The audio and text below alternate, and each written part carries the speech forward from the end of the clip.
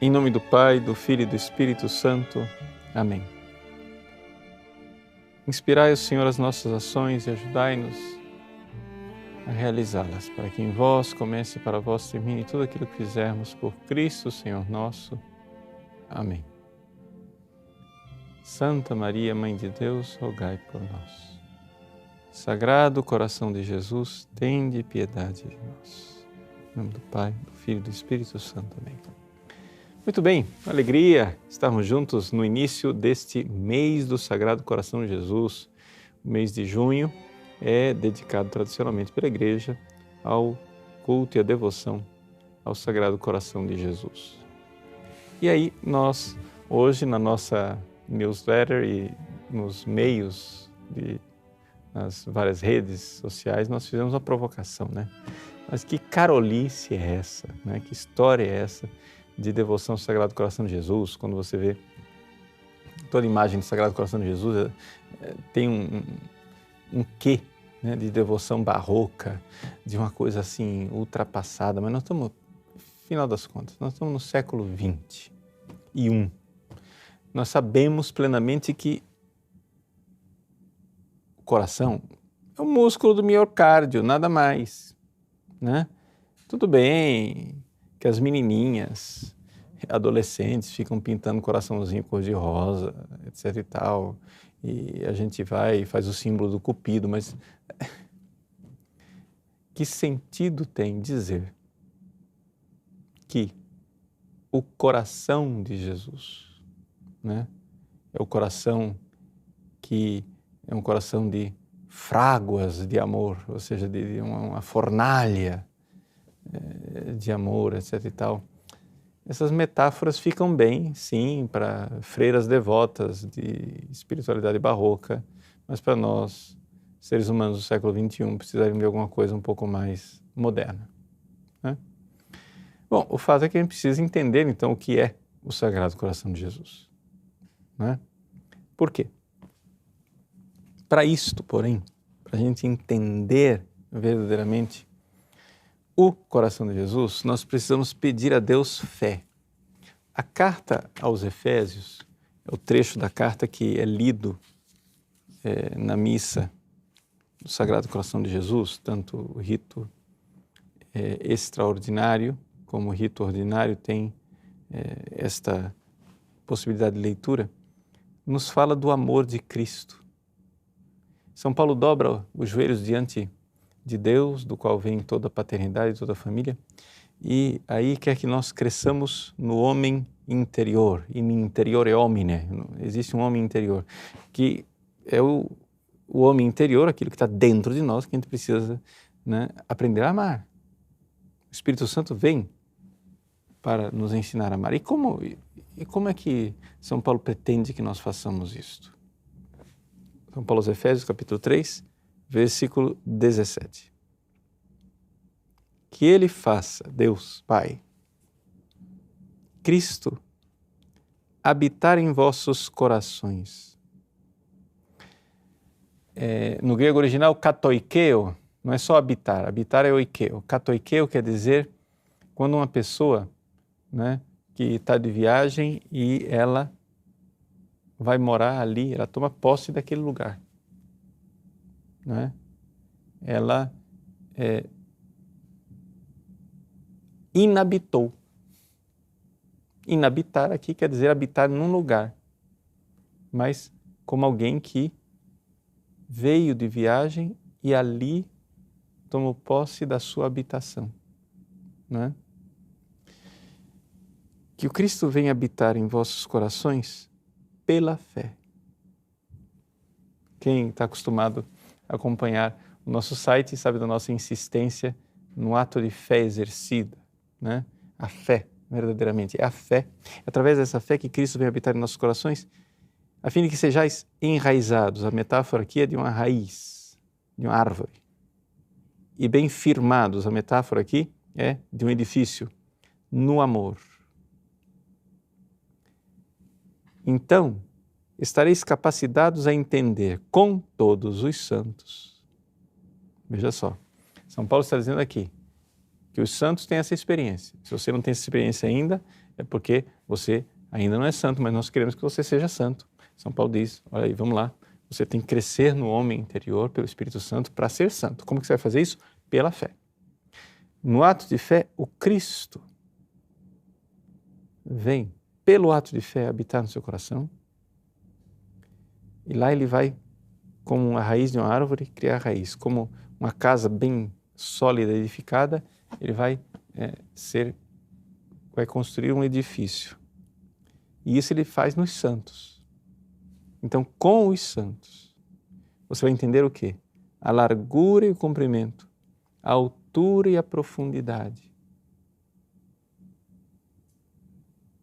do amor de Cristo, que ultrapassa todo conhecimento, e sereis repletos, cheios da plenitude de Deus.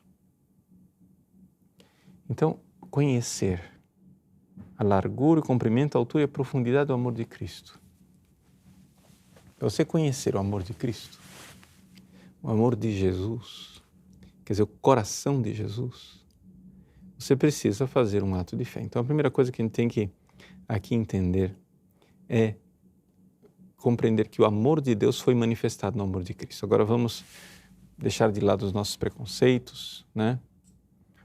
Os nossos modernismos, e pedir a Deus que nesse programa, e não somente durante todo esse mês de junho, nos dê a graça de, na fé, o Espírito Santo vai nos ajudar a entender a altura, a profundidade, a largura e o comprimento do amor de Cristo. O amor de Cristo foi Ele, esse amor encarnado, que manifestou o amor de Deus por nós. Então, o que quer dizer o coração de Jesus? É o amor de Cristo. Mas como assim? Como assim? Mas a gente não pode simplesmente falar do amor de Cristo e descartar essa história de coração? Não. Nós não podemos descartar a realidade do coração. E estou falando aqui do músculo do miocárdio mesmo, né? Do coração físico. Por quê? Porque o amor se fez carne, se fez ser humano. E o que acontece é o seguinte, é que o amor de Cristo, ele ficou muito claro na cruz. Quando você, sem fé, olha para a cruz de Cristo, o que você vê ali é um crime. Uma cena horrorosa, né, de um ser humano dilacerado. E não somente isso. Se você estuda toda a história daquela condenação, é um inocente. Você vê um crime de um inocente condenado à morte. Pronto, acabou e parou por aí. Sem fé.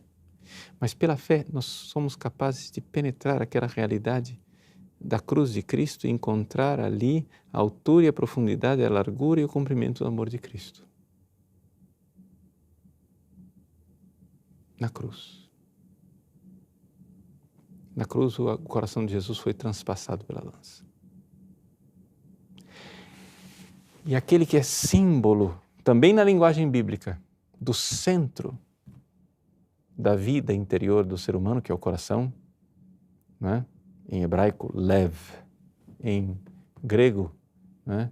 Cardia. O coração é sempre na linguagem bíblica, é o centro do ser humano. O coração de Cristo, nesta metáfora extraordinária do amor, o coração físico de Cristo foi transpassado, foi golpeado, foi chagado. Isso é uma realidade e isso é algo que é tão humano, tão extraordinariamente humano que é escandaloso. Por quê? Porque algumas pessoas mais assim, talvez intelectuais, vão ter aquela tendência dos primeiros hereges, né, no início do cristianismo, que pensavam assim, não, Deus é espírito, né, e ele veio manifestar o amor dele, então Cristo não era um ser humano de verdade. Cristo era uma aparência, o docetismo, a heresia do docetismo. Eles diziam, Jesus não era um ser humano igual a nós. Era um holograma, né? Era uma aparência de ser humano.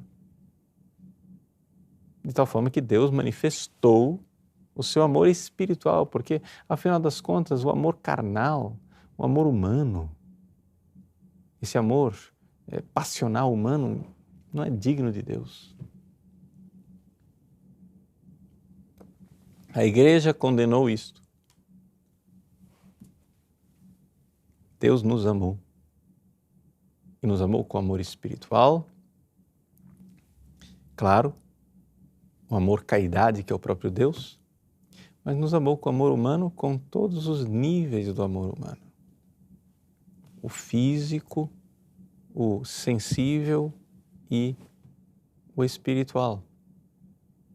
Então, assim, nós poderíamos dizer assim que, além do nível físico, propriamente dito, do órgão físico, do coração, que é simplesmente um sinal, uma metáfora,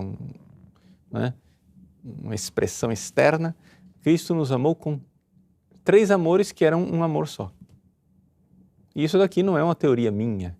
O próprio Papa Pio XII, na sua famosa encíclica Aurietis Aquas, uma encíclica que ele publicou no dia 15 de maio de 1956, que era o centenário da instituição da festa do Sagrado Coração de Jesus pelo bem-aventurado Pio IX.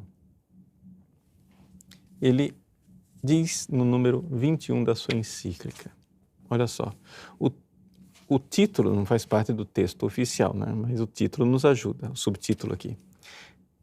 Tríplice amor do Redentor para com o gênero humano, divino, espiritual e sensível. 3 amores, tríplice amor. Ou seja, é um amor só, mas com 3 níveis. E aqui é interessante isso porque não é só uma curiosidade teológica. Sabe por quê?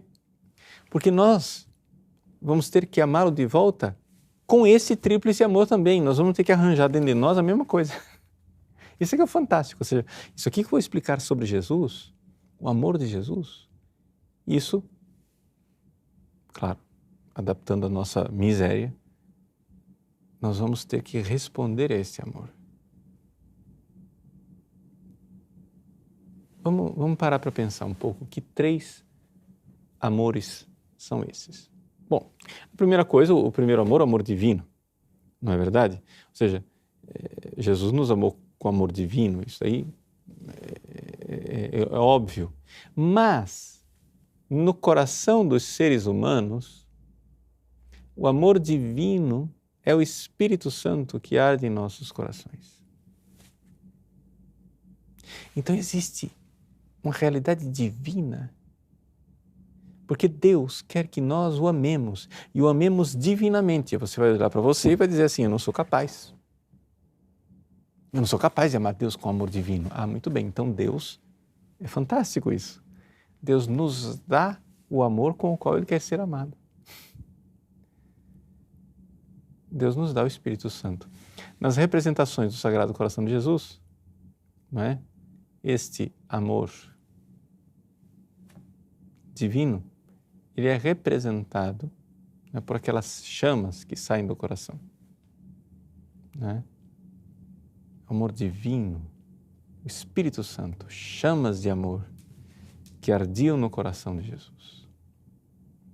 Então, é evidente, Jesus é Deus que se fez homem, mas até mesmo enquanto homem,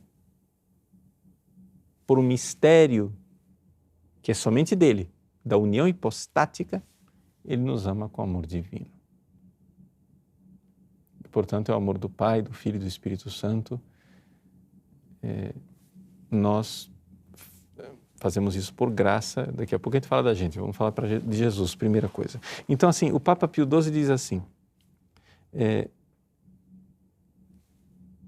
são indícios em símbolos de um amor verdadeiro, totalmente espiritual, com o qual Deus ama o gênero humano. Então, a primeira coisa é que no Antigo Testamento Deus nos fala de um amor verdadeiro, né? Com o qual, um amor totalmente espiritual, com o qual Deus ama o ser humano. Porém, não para por aí. O amor que se exala do Evangelho, estamos aí no Novo Testamento, das cartas dos apóstolos, das páginas do Apocalipse, onde se escreve o amor, descreve o amor do coração de Jesus, não compreende somente a caridade divina, mas se estende também aos sentimentos do afeto humano. Para todo aquele que faz profissão de fé católica, essa verdade é indiscutível. Então, uma pessoa que diz que Jesus nos amou somente com amor divino é um herege. Jesus nos amou com amor humano também. E aí a gente pode ver na antropologia daquilo que é o amor humano. Não é? Eu não vou aqui ler a encíclica inteira, mas se você ler a partir do número 21, você vai entender isso. Eu vou simplificar para você, né, o seu trabalho de leitura. Mas, só para afirmar mais ainda essa coisa do Papa está dizendo que é solenemente confirmado, ele cita, né, o Toma Flaviano, a famosa carta de São Leão Magno a Flaviano, que era patriarca de Constantinopla, portanto antes do concílio de Calcedônia. Ele morreu tragicamente no latrocínio de Éfeso, mas esquece parte da história. Quiser ver o nosso curso lá de História da Igreja Antiga, eu descrevo isso daí. Mas o Papa Leão Magno diz assim: inteiro nas suas propriedades, ou seja, nas propriedades de Deus, e inteiro nas nossas. Jesus também é inteiro nas nossas propriedades humanas. Então, o amor divino está em Cristo, o amor humano está em Cristo também. Tá? Jesus é um homem, um ser humano inteirinho, não ficou faltando um pedaço. Uma citação do próprio concílio de Calcedônia: perfeito na divindade, perfeito ele na própria humanidade. E uma citação, finalmente, do Papa São Gelásio: todo Deus feito homem e todo homem subsistente em Deus. Enfim, só para dizer que a coisa é definição, é fé católica mesmo, a gente não duvida disso, que Jesus nos amou com amor humano. Mas vamos olhar o que é o amor humano. Em primeiro lugar, né, existem sentimentos. Quem não conhece o sentimento do amor? Não é? Então, a Igreja fala dos afetos sensíveis de Jesus. Sim, é escandaloso. É escandaloso para os grandes filósofos, é escandaloso para os judeus, que até hoje ficam escandalizados. Como é que Deus pode nos amar com afetos, né, humanos, de um coração humano? Deus, Deus é Espírito. Né? Os filósofos não aceitam isso, os judeus não aceitam isso, mas nós, cristãos, sabemos que Jesus nos amou, né, com entranhas de amor. Então, o amor afetivo, passional, estava lá em Cristo. Esse é né, tem o corpo físico, o coração, né, que em si nós sabemos não é a sede desses sentimentos, a sede desses sentimentos é o cérebro. Né? Então, subindo o nível, o cérebro tem sentimentos, tem paixões, que em Cristo eram todas paixões ordenadas, perfeitas, sem sombra de pecado, sem nenhuma contradição com Deus. Mas Jesus nos amou com afeto humano. Nós, brasileiros, usaríamos a expressão: Jesus tinha carinho, afeto, né? Um amor afetivo, terno. E só de pensar isso, embora seja filosoficamente escandaloso, só de refletir sobre isso no nosso coração, a gente já vê o afeto brotar. Jesus pensava em mim com ternura. Jesus pensava em mim como um amigo quer se unir ao amigo. E saber que isso é um dogma de fé. Saber que isso não é poesia que eu estou dizendo. Nesse primeiro nível, sim, é um nível baixo, sim, claro. o nível passional. Mas, como diz Santo Anselmo, né, contra Pedro Abelardo, que era, né, o amor, a caridade, ela é desinteressada, etc. Sim, a caridade é desinteressada, é verdade, sim, mas o amor humano, no seu nível básico, fundamental e afetivo, ele não é mau. Precisou um monge dizer isso para o Pedro Abelardo, que infelizmente conhecia o amor humano passional de forma bem pecaminosa com a Heloísa, né? Fazer o quê? Então, mas precisou um monge com voto de castidade para defender o amor eros, o amor erótico. Enquanto o filósofo apaixonado por Heloísa condenou o amor erótico como ruim. Bom, é típico dos hereges, diz São João Crisóstomo, enrubescer de vergonha diante daquilo que é tão maravilhoso, o amor humano. Claro, é amor sem erotismo, é amor sem luxúria, é amor sem evidente desordem. Mas Jesus nos amou com afeto. Não existe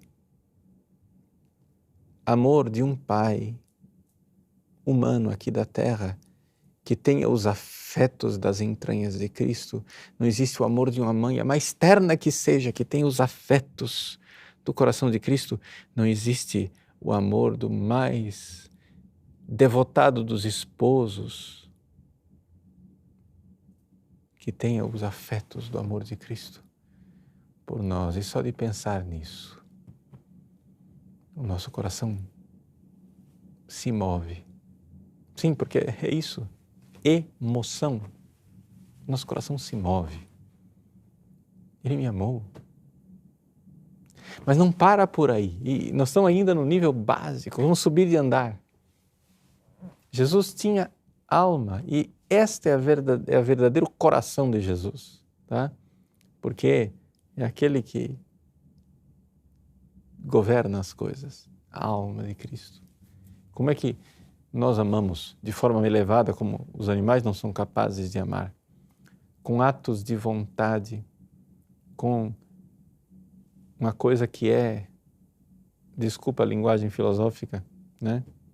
O apetite irracional. O que é o apetite irracional? Vamos entender.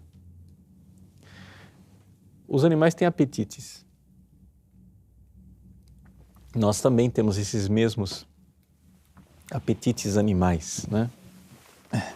Desculpa aí quem... Nós temos também apetites animais, não é? Só que os apetites animais são irracionais e, portanto, eles não são livres.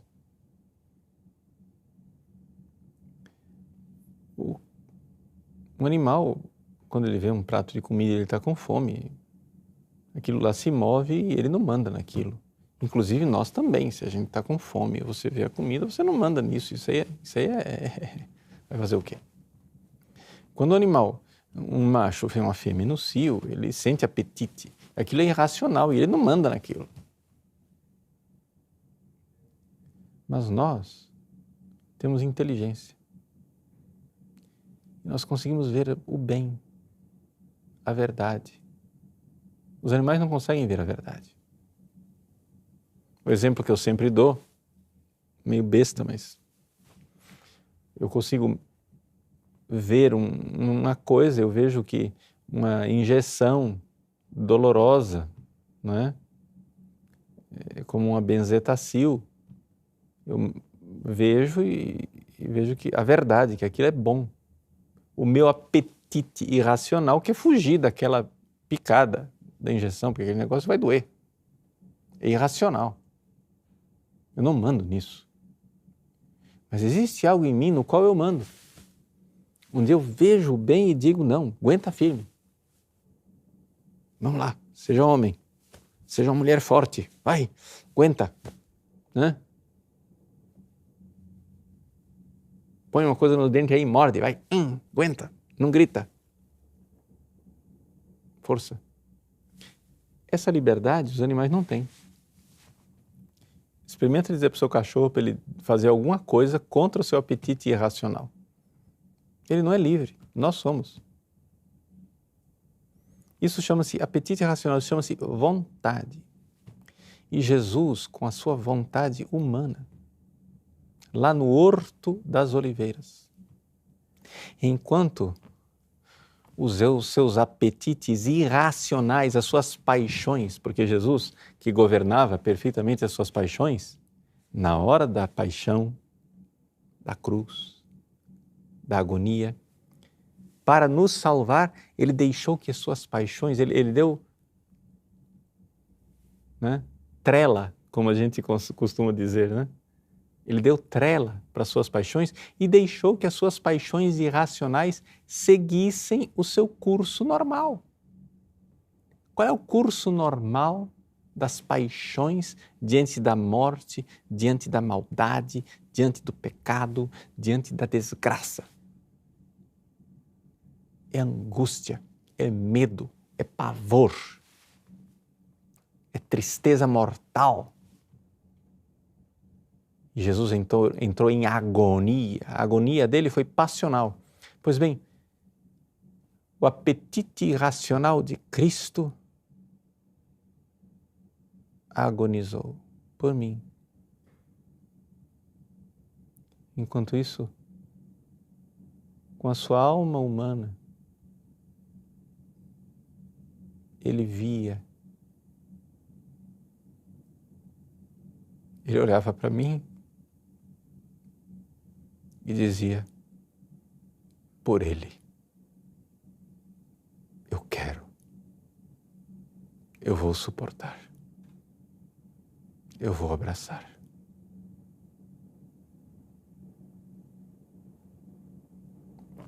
Ele pensou em mim, ele viu a minha verdade como nem eu sou capaz de ver a minha verdade. Porque eu mascaro a minha verdade. Eu me acho melhor do que eu sou de verdade. Eu me acho mais digno daquele amor do que eu de fato sou. Eu me acho mais importante do que eu de fato sou. Ele viu a minha verdade. E vendo a minha verdade,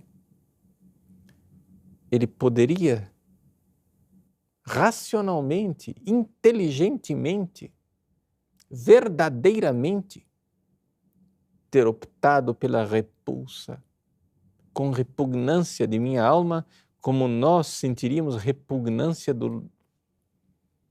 da ferida mais asquerosa, da chaga mais purulenta, fétida, podre. A minha verdade. Ele olhou a minha verdade.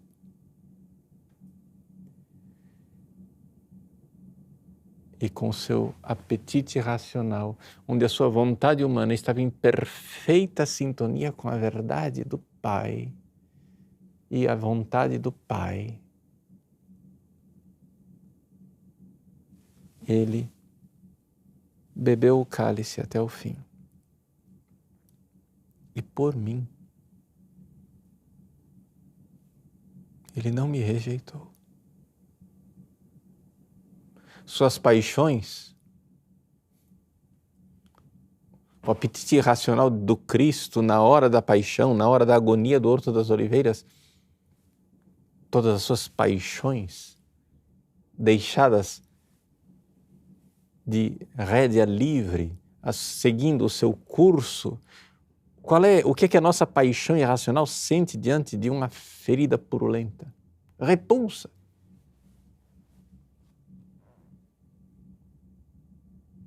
Pois o Cristo, na paixão, olhando para os pecados da humanidade, para os meus pecados, sentiu repulsa. E, no entanto, por livre vontade, aquela vontade humana santíssima que jamais contradisse a vontade de Deus. Tem gente que assim, me desculpa, aqui um momento inclusive de confissão e de meia-culpa. Tem gente que faz meditações sobre a agonia do Horto das Oliveiras como se a vontade humana de Cristo estivesse lutando com a vontade de Deus. E eu, miseravelmente, já fiz meditações e já falei sobre isso. Antropologia errada, teologia errada. Eu agradeço Santo Tomás de Aquino, eu agradeço o Pio XII, agradeço o Santo Magistério da Igreja, agradeço São José da Cruz, o Beato Maria Eugênio, etc. Toda essa gente que põe a antropologia correta. E entenda o seguinte: não houve nenhuma luta entre a vontade humana de Cristo e a vontade divina, porque essa vontade humana de Cristo e a vontade divina sempre foi, a vontade humana de Cristo sempre foi santíssima. Ele jamais quis. A luta, a agonia, não é? Ela estava internamente entre a decisão e aquilo que eram as paixões, e não somente dentro da própria vontade de Cristo, né? Havia ali um puxão contrário, mas que nunca foi deliberativo, nunca foi decisão. Jesus nunca se revoltou contra Deus. Para explicar isso mais claramente, a gente precisaria ir para a aula de Cristologia, estudar São Máximo Confessor, Santo Tomás de Aquino, etc. Tal, mas tudo bem, deixa para lá. É todo o problema que ficou bem claro através do monotelismo e companhia limitada. Isso é uma nota de rodapé, esquece, estou falando demais, não devia falar nada disso. Eu tenho mania de colocar teologia onde a teologia não tem lugar. Quer dizer, tem lugar, mas não é hora de fazer teologia. O programa de hoje não é sobre teologia. Fecha parênteses. Volta. Então, olha só. A vontade, o apetite racional de nosso Senhor Jesus Cristo, a vontade da alma de Cristo. Jesus me viu com a sua inteligência, e embora suas paixões sentissem repugnância da minha miséria, ele disse sim, optou por mim, por você. Mas como não reagir com a gratidão? Uma gratidão que precisaria ser infinita, mas não somos capazes do infinito. Uma gratidão que precisaria ser eterna, e teremos a eternidade para agradecer, se Deus quiser. Mas como não reagir com a gratidão, com a ação de graças? Como não exultar de alegria diante deste amor? E o terceiro nível de amor, já falamos, o amor divino, que no caso de Cristo, não é um amor, claro, é um amor que é o Espírito Santo, porque ele é o Christos, ele é o ungido, recebe o Espírito Santo, mas o Espírito Santo em Cristo está no seu lugar próprio por causa do mistério da união hipostática, que aí precisaria também de explicação teológica, mas deixa para lá. Mas assim, aquilo que o Cristo tem por união hipostática, nós temos por graça. Agora vamos à nossa reação. Como reagir a esse amor? Como responder a este amor? Né? Aí nós iniciamos o nosso programa com a provocação dizendo, mas é beatice, carolice, né? Devoção ao Sagrado Coração de Jesus? Bom, eu espero que por essa explicação já fique autoevidente que a devoção ao Sagrado Coração de Jesus não é um um opcional. Faz parte da fé católica. E não ter devoção pelo Sagrado Coração de Jesus é absurdo. Agora, claro, Pio XII, ele explica com toda clareza, lembrando Santo Tomás de Aquino, que quando ele fala de devoção, não vou achar aqui, enfim, devoção é uma prontidão da vontade. Então, assim, diante desta verdade que nós acabamos de fazer uma meditação aqui juntos, diante dessa verdade, quando essa verdade brilha dentro de nós, a sua vontade deve estar pronta para dizer, mas eu quero amá-lo de volta. É uma prontidão para servir a Deus e para amá-lo. Então a devoção ao Sagrado Coração de Jesus, uma vez que você medita, nós estamos falando aqui de se é uma verdade de fé obrigatória, a reação da vontade e a prontidão da vontade é imperativa, não é um opcional. Mas claro, como é que a gente vai fazer isso? Como é que a gente vai reagir a esse amor? Bom, meus queridos, aqui nós temos que então enxergar que nós temos esses 3 níveis de amor, ok? Nós temos o amor passional, os nossos sentimentos, as nossas emoções. Nós temos o amor do apetite racional, de quem vê a verdade do amado e quer se unir a ele com uma livre escolha, um amor de eleição, de escolha. E a gente tem o nível maior ainda, que é o fato de que o Espírito Santo derramado em nossos corações faz com que nós cresçamos no homem interior, como eu acabei de ler na carta aos Efésios. Então, para a gente crescer nisto, a primeira coisa é a gente entender que, na fé, quando a gente faz um ato de fé, o Cristo vem em nossos corações e nos dá essa compreensão.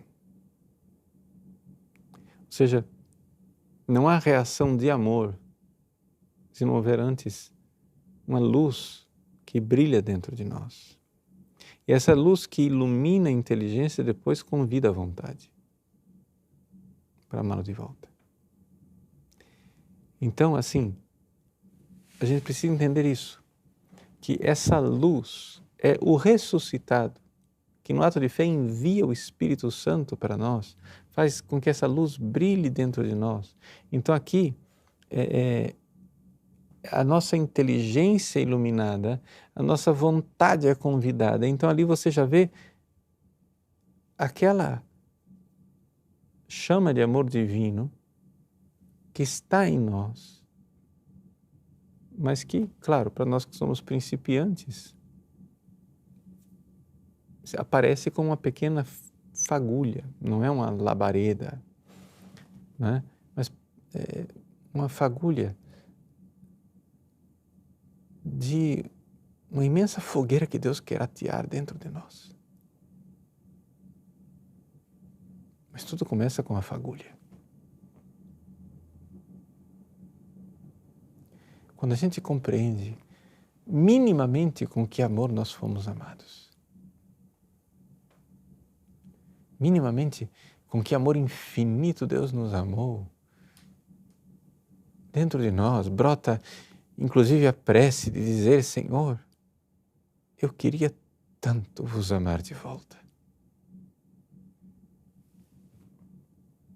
E então nós precisamos amá-lo de volta para reparar as ofensas que nós fizemos, de tudo aquilo que ele sofreu por nós na cruz, de tudo aquilo que são as ofensas feitas por nossos pecados contra Deus. Se você ama, você diz: mas Senhor, perdão. Claro que nós não podemos reparar suficientemente. O Cristo reparou na cruz. por nós, mais do que superabundantemente todas as ofensas, não é? Como Santa Teresinha disse a Madre Inês, nas suas últimas palavras na enfermaria, né? Que, fazendo uma comparação entre nossas ofensas e o amor de Cristo, né?